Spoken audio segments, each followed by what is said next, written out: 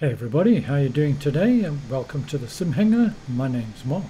And welcome also to another Microsoft Flight Simulator video. And today we're looking at a freeware utility, AutoFPS.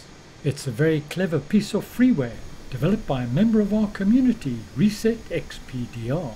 And if you're an advocate of set and forget, or having trouble getting those settings just right, and you're tired of stutters as you approach the airports, then this may well be for you. And what's more, it works equally well on monitor or in VR. And we're going to jump right in after this message from this video sponsor. 083 Uniform Montgomery, clearance clear to the Palomar Airport. Port after departure, flighting 28. When you're looking to take the next step towards total immersion and looking for tactile feedback, be it part of a cockpit build or standalone, Flight Sim Builder have a navigational unit for you. Their navigational units are replicas of the real product, competitively priced, and built for use with Microsoft Flight Simulator and X-Plane. I can personally attest to their quality, and why? Because I use them myself. Looking for more information, check out my review video and Flight Sim Builder Direct, link in the notes below.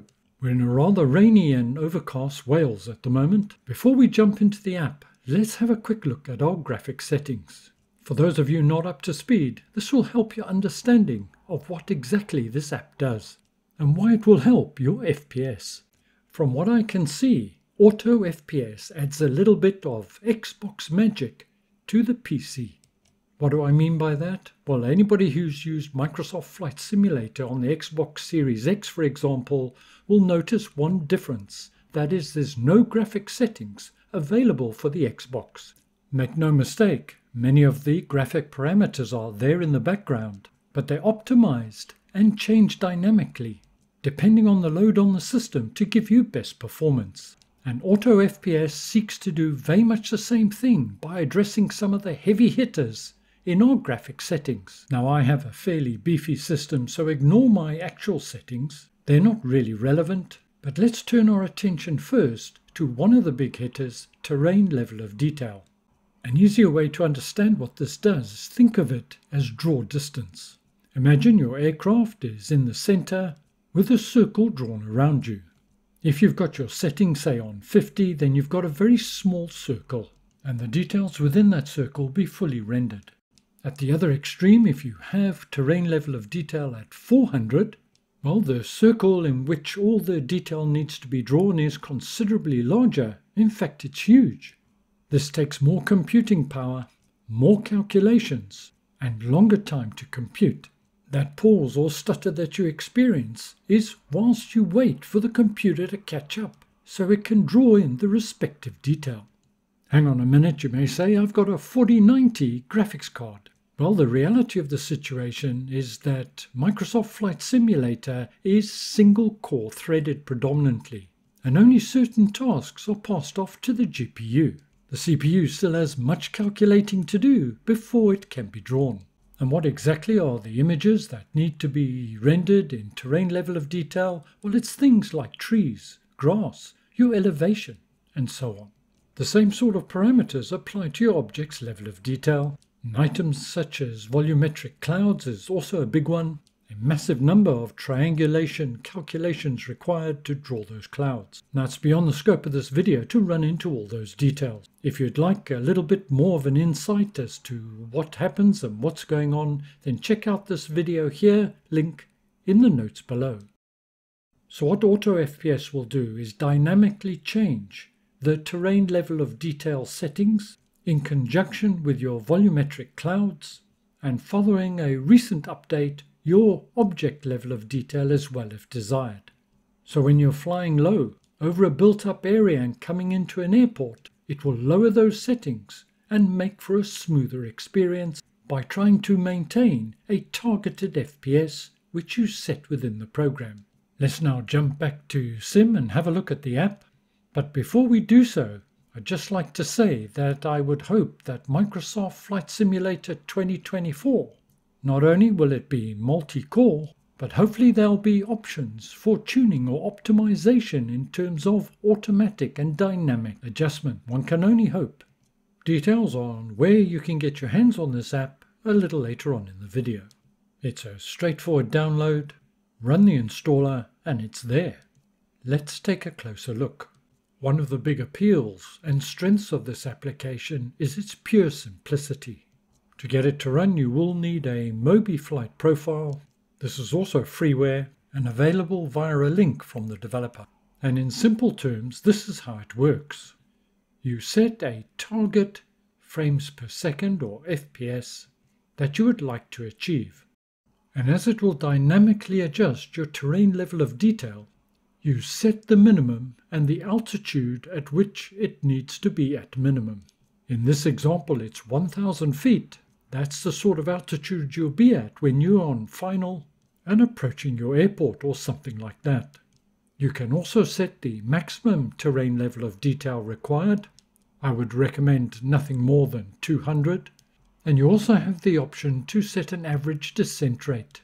This will simply determine otherwise how quickly it will move down to the minimum terrain level of detail as you descend. The settings that you see here are the default settings. You'll also notice there's a setting here for clouds where you can decrease the cloud quality from whatever your current setting is down one level.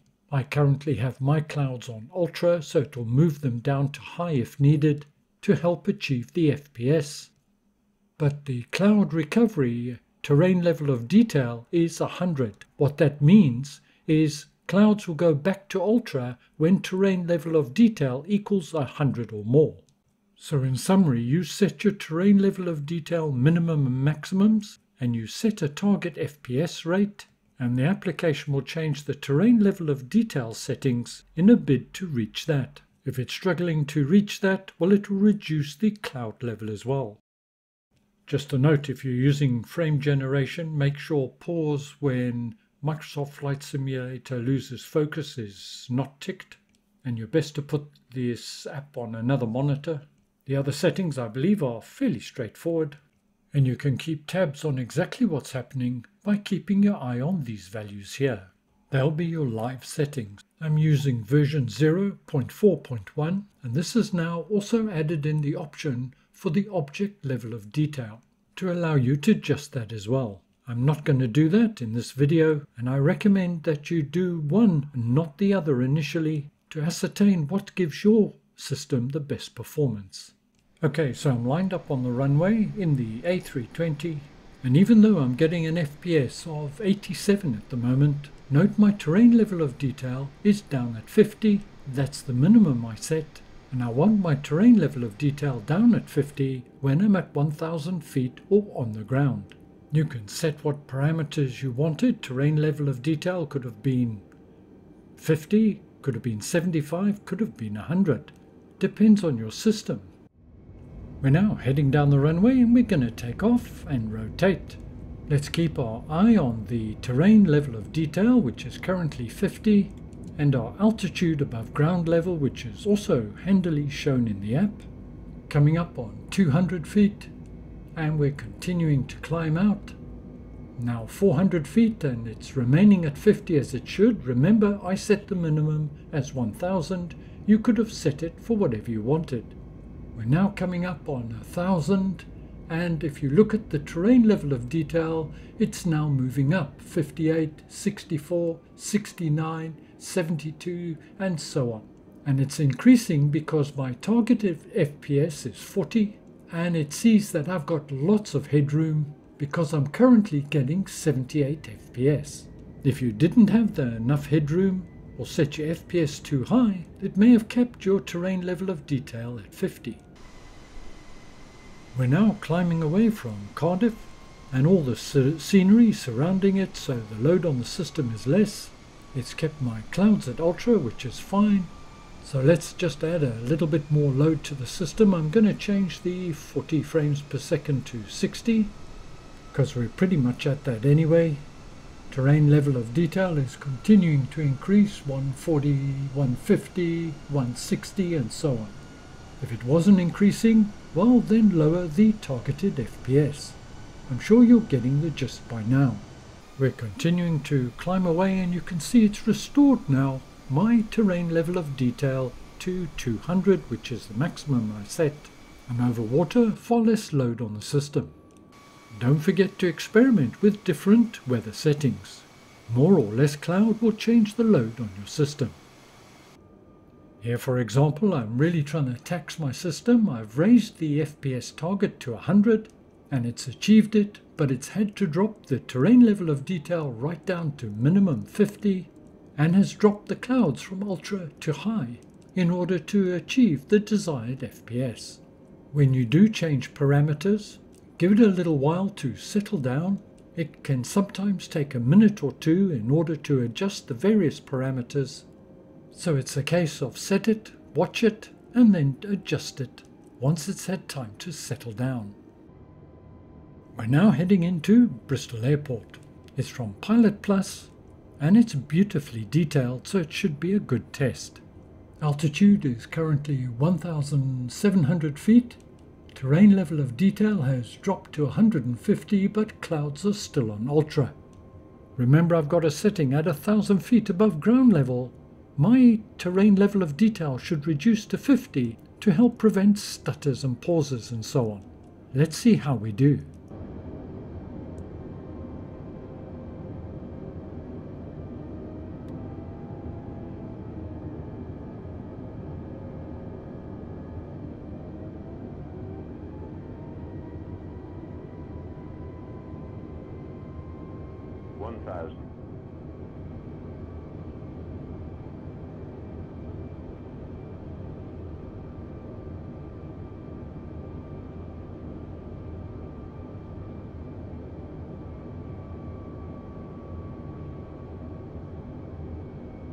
By the way, please excuse the livery. I know this A320 from New Zealand's a long way from home.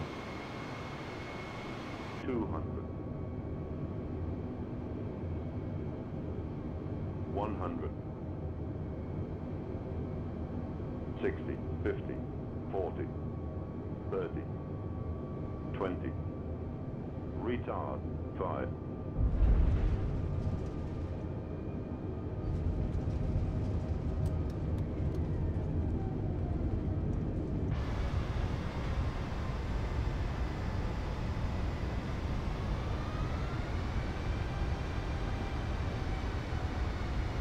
To get your hands on it, I'll leave a link to the developer's GitHub page in the notes below.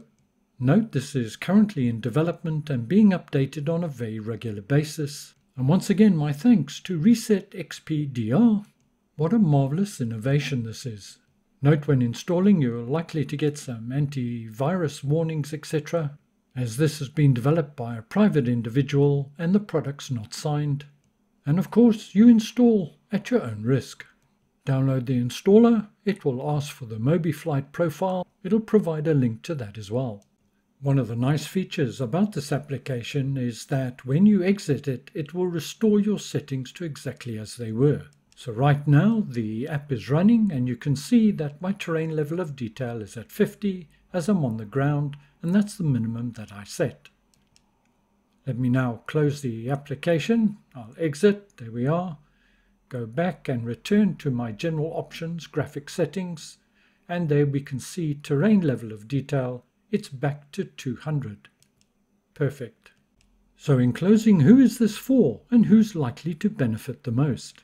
Well, for those on lower to medium end systems, you're likely to get the most benefit from this application.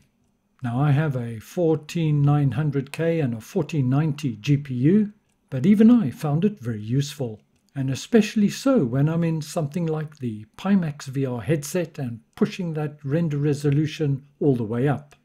But even if you are on a high-end system, it is great for testing and trialing purely to ascertain what sort of settings suit you best for a set and forget. If I'm not in VR, I'm not likely to have this application running, but I'll use it for testing. But if I had a lower-end system, well, I certainly would. Please note, as this application directly addresses the memory allocations within Microsoft Flight Simulator, it's not approved or condoned by Microsoft. Well, I hope you found it useful and informative. Thank you as always for joining me. Don't forget to leave a thumbs up if you enjoyed the video. Stay well, look after yourselves, and ciao for now.